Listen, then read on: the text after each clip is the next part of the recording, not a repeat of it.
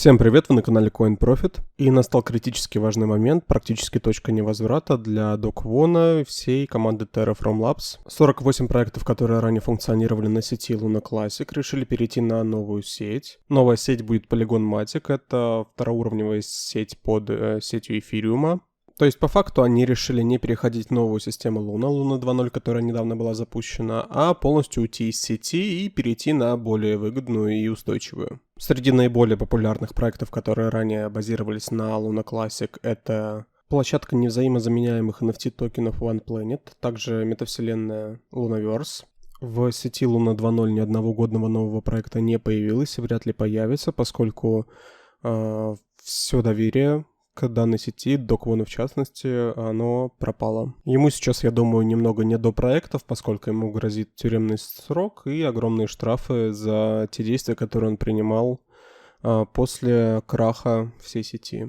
Курс токенов обвалился многократно, поскольку со старой сети все годные проекты ушли, а на новой сети новые проекты хорошие не запускались. В целом все это дело с мошенничеством и махинациями, я думаю, в ближайшее время будет раскрыто, поскольку США и Корея договорились о взаимопомощи в данном расследовании и договорились поделиться информацией по участникам всей ситуации. Сообщество в целом токена предлагает большое количество решений, самые популярные из них это введение налога 1,2%, чтобы токены сжигались, и также предложение вернуть стейкинг токена, но я сомневаюсь, что что-то из этого поможет уже выбраться из этой ямы. Более того, подобное сжигание неосуществимо, поскольку сжигание производится в момент транзакции, то есть перемещение с одного кошелька на другой в сети Луны.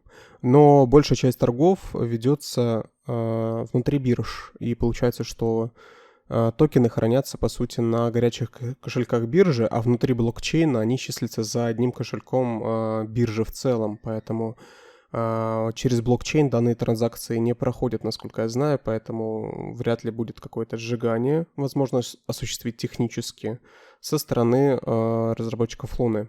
В общем и целом будем следить за развитием событий. Видно, что курс Luna Classic поддерживается за счет массовой скупки токенов биржи Binance.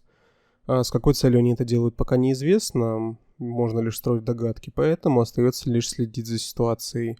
Подписывайтесь на канал, ставьте лайки, чтобы не пропустить актуальные новости по крипторынку, и удачного вам заработка и инвестиций.